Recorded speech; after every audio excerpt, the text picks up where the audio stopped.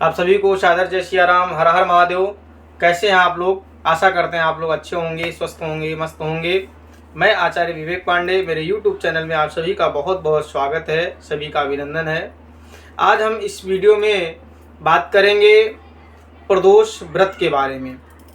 भाद्रपद मास शुक्ल पक्ष में पड़ने वाला प्रदोष व्रत कब है, इसका महत्व क्या है, यह किस देवी देवता को समर्पित होता है, इसकी विधि कब है, इसकी विधि क्या है, और त्रयोदशी तिथि कब से कब तक है, ये संपूर्ण जानकारी आपको इसी वीडियो में प्राप्त हो जाएंगी। तो सबसे पहले बात करें कि 2025 में यह प्रदोष व्रत कब पड़ रहा है। तो 5 सितंबर दिन शुक्रवार को यह प्रदोष व्रत पड़ रहा है। 4 सितंबर दिन गुरुवार को रात्रि में 12:55 से इस त्रयोदशी का शुभारंभ हो रहा है और अगले दिन 5 सितंबर दिन शुक्रवार को रात्रि में 1:20 मिनट तक यह तिथि रहेगी। इसलिए आप सभी भक्तगण जो प्रदोष व्रत करते हैं, आप लोग 5 सितंबर को प्रदोष का व्रत करें। और यह जो प्रदोष व्रत है, यह व्रत देवाधिदेव भूत भावन भोलेनाथ को सादर समर्पित होता है।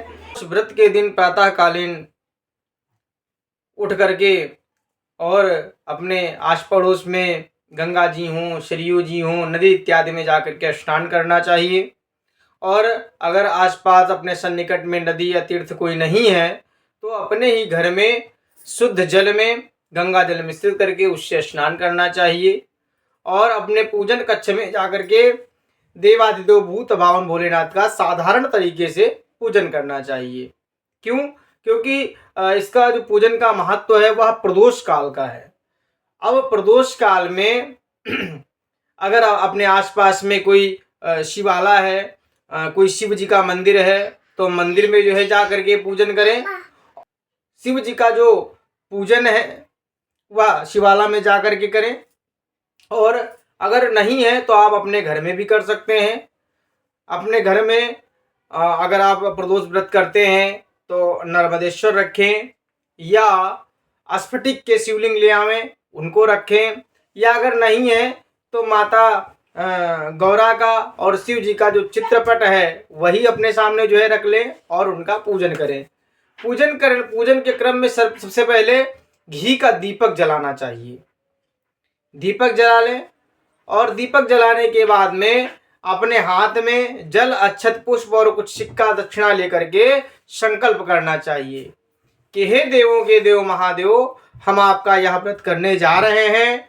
आप हमको हमारे जीवन में सदैव सुख शांति समृद्धि प्रदान करिए और इस व्रत का जो भी उत्तमोत्तम फल है उसको हमको प्राप्त कराइए। हे प्रभु, हम आपकी शरण में हैं। हमारा सदैव मंगल हो, हमारे परिवार का मंगल हो और हमारे बच्चों का मंगल हो। ऐसी कामना के साथ में उनका संकल्प करें और संकल्प के बाद में हाथ में अक्षत और पुष्प लेकर के और एक बिल्व पत्र लेकर के बाबा का ध्यान करना चाहिए। ध्यान करने के बाद में वह अक्षत, फूल, बिल्व पत्र समर्पित कर देना चाहिए। अगर मंदिर में जाते हैं तो अपने पास में दूध, दही, घी, चीनी, शहद अलग अलग ले लें और पंचामृत अलग थोड़ा सा बना लें। तो सबसे पहले दूध से स्नान करावें, फिर दही से स्नान करावें और जब तक पूजन करें तो निरंतर ओम नमः शिवाय मंत्र, जो पंचाक्षरी मंत्र है, इस मंत्र का आप लोग मानसिक तौर पे जप करते रहें। दूध, दही, घी, चीनी, शहद से स्नान कराने के बाद में पंचामृत से स्नान कराना चाहिए। फिर गंधोदक जल का मतलब है गुलाब जल, यानी कि सुगंधित जल से स्नान कराना चाहिए। बाबा को बिल्व पत्र, फूल, अक्षत और मंदार पुष्प, धतूरा पुष्प, दूर्वा, शमी पत्र, विजया यानी भांग, यह सब समर्पित करना चाहिए। भस्म समर्पित करना चाहिए, सप्तधान्य समर्पित करना चाहिए और उसके बाद में धूप दीप करना चाहिए। फिर सुंदर सा भोग लगाना चाहिए। भोग के बाद में भगवान को दक्षिणा अर्पित करनी चाहिए। फिर जो है प्रार्थना करनी चाहिए कि हे प्रभु, हमने यथा योग्य आपका पूजन किया, आपका अर्चन किया, आपका वंदन किया। आप इस दास पर सदैव अपनी जो है कृपा बना करके रखिए। हे प्रभु, हम आपकी शरण में हैं।